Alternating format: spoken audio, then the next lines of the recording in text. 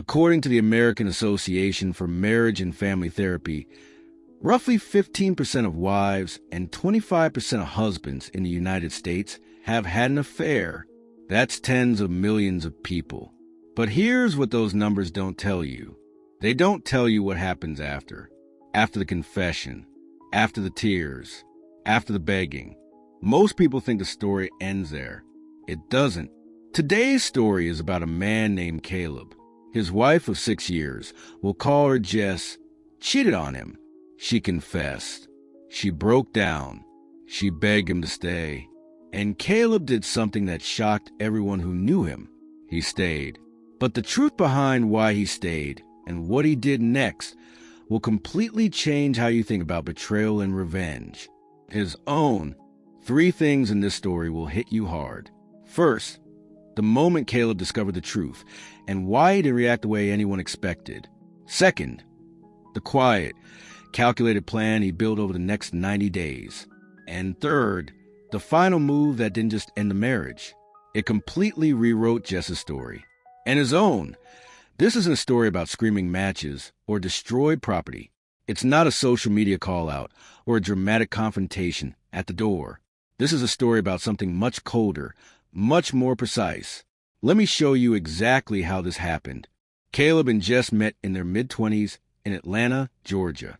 They dated for 2 years, got married on a Saturday in October. By most accounts, from friends, from family, from their own social media, they looked like the couple everyone wanted to be. Caleb worked in logistics management, long hours, steady income, reliable. Jess worked in marketing, creative, social, the kind of person who lit up a room. Here's the first mini surprise. Caleb had felt something was off for almost 8 months before he knew anything for certain. Not a dramatic gut punch. Not one big red flag. Just small things. Just staying late at work on nights. She used to come home early.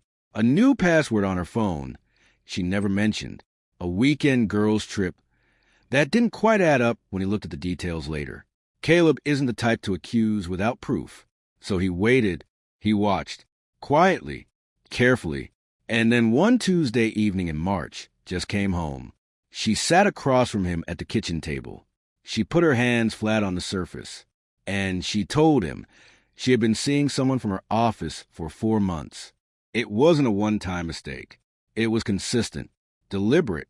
She said she was sorry. She said she didn't know why it happened. She said she still loved him. She cried. Hard. She begged him not to leave. Here's mini surprise number 2. Caleb didn't yell. He didn't stand up. Didn't throw anything. Didn't walk out the door. He looked at her for a long moment. Then he said quietly, "Okay, I hear you." And he went to bed. Jess reportedly told a friend later that his calmness scared her more than any anger ever could. She didn't sleep that night. Caleb did. And here's mini surprise number 3, the one that reframes everything that follows. Caleb had already known for 3 weeks. He had found out before she confessed. He had been waiting, not for her to break, not for her to beg. He had been using those 3 weeks to plan. Now here's where things get really interesting. Most people, when they discover a partner has cheated, react immediately. The pain is too sharp to hold. They confront. They explode. They leave dramatically or beg the other person to stay. Caleb did none of that. When he found out, 3 weeks before Jess confessed, he made a decision. He was going to leave. That was certain. But he wasn't going to leave the way she expected. He wasn't going to blow up the life they had built together in a single night of rage. He was going to walk away from it completely whole. And to do that, he needed 90 days. Here's what Caleb spent those 90 days doing.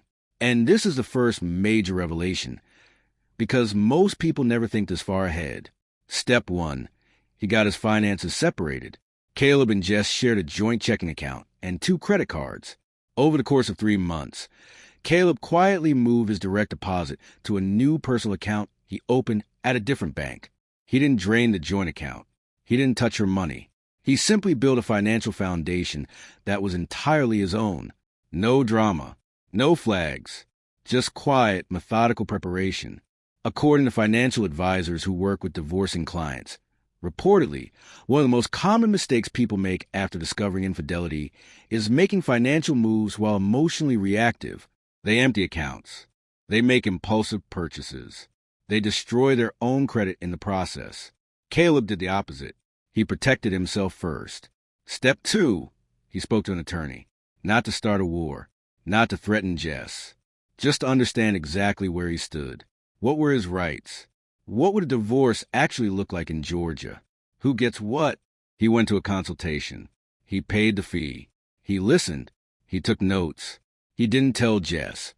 This matters because, according to sources familiar with divorce proceedings, having legal clarity before any confrontation dramatically changes the power dynamic in a separation. Most people walk into the most important conversation of their marriage with no information. Caleb walked in with a blueprint. Step 3. He rebuilt his personal network. This one is the most underrated move. Caleb quietly reconnected with friends he had drifted from during the marriage. He called his college roommate for the first time in 2 years. He reached back out to family members in Charlotte he hadn't visited in over a year. He didn't say anything about the marriage. He just showed up. Dinners, weekend calls, normal conversations. Why does this matter? Because when you leave a long-term relationship, the hardest part is often not the legal process. It's the silence that follows. The empty Sunday mornings. The missing person in the passenger seat. Caleb preloaded his life with connection before he created the gap. By the time he left, he wasn't walking into a void. He was walking into a community. That community was ready and waiting. Here's the wow moment in all of this. During those 90 days, while Caleb was building his exit strategy, he was still living in the house with Jess, still eating dinner across from her, still going to bed in the same home. And every night, Jess thought they were working on the marriage. She had taken ownership of the affair. She was going to therapy. She was reading books on rebuilding trust. She was doing the work. Caleb was doing different work. He wasn't cruel to her during those 90 days. He wasn't cold. He was exactly the same as he had always been. That was the most disorienting part for Jess. Later, when she understood what had happened, she thought calm meant hope. It didn't. It meant he had already decided. But if you think that's crazy, wait until you hear this. On a Sunday morning, exactly 91 days after Jess's confession, Caleb made breakfast. Eggs, toast, coffee. He set it on the table like a normal morning. Jess came downstairs, surprised and grateful. She thought this was a turning point. A sign. Caleb sat across from her. He let her eat. Then he slid a manila envelope across the table. Inside was a single document. Divorce papers. Already filed. Already reviewed by his attorney. He had filed them 2 days earlier. Jess stared at the envelope, then at Caleb. "I thought we were working on this," she said. Caleb looked at her calmly. "You were," he said. "I wasn't." This is the second major revelation. Not the papers themselves. Not the filing. It's what those words revealed about the previous 90 days. Caleb had let Jess believe in a reconciliation that was never coming. Not out of cruelty. Not to torture her. But because it was the only way to give himself the time and space to exit cleanly. Now, here's where this gets complex. Is what Caleb did ethical? That's a question people reportedly debated when this story began circulating in online communities. Some said yes, he had been betrayed. He owed her nothing. Some said no. Letting her invest emotionally in a fake reconciliation was its own kind of deception. It's worth sitting with both sides. Because this isn't just Caleb's story. It's a story about what betrayal does to the way we make decisions. When trust is broken at that level, the rule book changes. What's fair becomes deeply complicated. Here's the insider layer most people miss. Therapists who work with betrayed partners note that the instinct to plan, rather than react, is actually a healthy trauma response. When the brain is overwhelmed by emotional pain, having a task, a concrete project, a series of steps, is a coping mechanism. It gives the mind something to hold on to when the emotional ground disappears. Caleb wasn't being cold. He was surviving. The plan wasn't just strategy. It was structure. And structure is what kept him functional during the hardest 90 days of his life. But here's the contrast that makes this moment hit harder. Jess spent those 90 days believing she was rebuilding something. She reportedly told her therapist, according to what surfaced later, that she felt like Caleb had forgiven her, that his calm was acceptance, that his consistency was commitment. She had read 3 books on affair recovery, completed worksheets, written apology letters. She was, by most measures, doing the work that therapists recommend. And it all led to Sunday morning with eggs and divorce papers. Here's a small but important reveal tucked inside this section. The man Jess had the affair with, he had ended things with her 2 weeks after she confessed to Caleb. She was alone, trying to save her marriage, cut off from the affair, rebuilding from scratch. And the man she was rebuilding with had already decided. This brings us to the most shocking discovery of all. After Caleb handed Jess the divorce papers, she broke down. She begged again, more desperately this time. She asked him why he had let her believe they were working toward something, why he had stayed in the house those 90 days without telling her the truth, why he had let her pour herself into a future that wasn't real. Caleb listened. Then he said something she didn't expect. He said, "I didn't do this to hurt you. I did this so I could leave without falling apart." He paused. "And so you couldn't stop me." That last sentence is the climax. Not a grand gesture, not a public humiliation, not a social media post exposing everything she'd done. Just 7 words. "So you couldn't stop me." This is the biggest revelation in the entire story.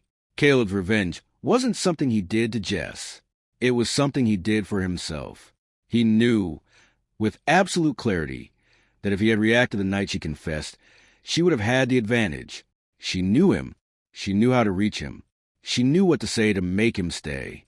If he had exploded, she could have calmed him down. If he had cried, she could have held him. If he had threatened to leave, she could have promised a change. She was ready for all those versions of Caleb. She was not ready for the version that showed up 90 days later with papers already filed and a new apartment already signed. Let's connect all the dots. 3 weeks before Jess confessed, Caleb had already found out. He started planning. The night she confessed, he gave her nothing to work with. No explosion. No vulnerability. 90 days of quiet preparation. Finances, legal groundwork, social network rebuilt. Day 91, breakfast, envelope, 7 words. Every single step was designed to do one thing: ensure that when he left, he was leaving from a position of complete stability, not damage, not desperation, strength. Now here's the system-level implication of what Caleb did. Most betrayed partners leave their relationships in worse shape than before. Financially strained, emotionally wrecked, socially isolated because the friend group divides. They spend months, sometimes years, rebuilding from the rubble of a chaotic exit. Caleb spent those same 90 days rebuilding. He didn't rebuild after. He built during. And as a result, 6 months after handing Jess the divorce papers, Caleb reportedly had a new apartment he genuinely liked, a strong, reconnected circle of friends, financial stability that was entirely his own, and, perhaps most importantly, no regrets about how he handled it. Here's the part that makes people uncomfortable. Some of Caleb's friends, when he told them the full story, called it cold. They said letting Jess believe in a fake reconciliation was wrong. And that's a fair conversation to have. But here's the thing Caleb said in response. Reportedly, "She made a 4-month decision that affected my entire life. I made a 90-day decision that protected it. I didn't cheat on anyone. I just stopped letting someone else control the ending of my story." You don't have to agree with how Caleb handled it, but you cannot argue with the outcome. He left whole. So what does all this mean for us today? This story isn't just about infidelity. It's about how we respond when our lives get blindsided.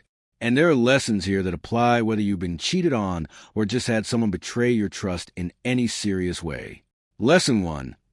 Reaction time is not the same as response time. Most of us have been taught that a strong reaction is a sign of caring. If you don't explode, you must not be that hurt. If you don't cry immediately, you must not be that invested. Caleb proved the opposite. His measured response wasn't indifference. It was grief that had been redirected into action. Research on emotional regulation, from institutions like the American Psychological Association suggests that people who can delay their emotional expression in high-stress situations tend to make significantly better decisions in the aftermath. Delay is not denial. It's discipline. Lesson 2. The person who plans the exit controls the exit. This applies far beyond relationships. Think about jobs, business partnerships, friendships, family dynamics. When someone breaks your trust badly enough that you need to leave, the way you leave matters enormously. Leaving in a moment of raw emotion almost always costs you money, reputation, leverage, time. Leaving after preparation almost always protects you. This doesn't mean staying longer than is emotionally safe for you. It means, where possible, giving yourself the gift of a clear head and a concrete plan before you make irreversible moves. Lesson 3. The real revenge is who you become after. This is the one people often miss. When Jess thought about what Caleb's revenge would look like, she probably imagined something dramatic, an angry post, a confrontation with the other man, a call to her family, something loud and painful.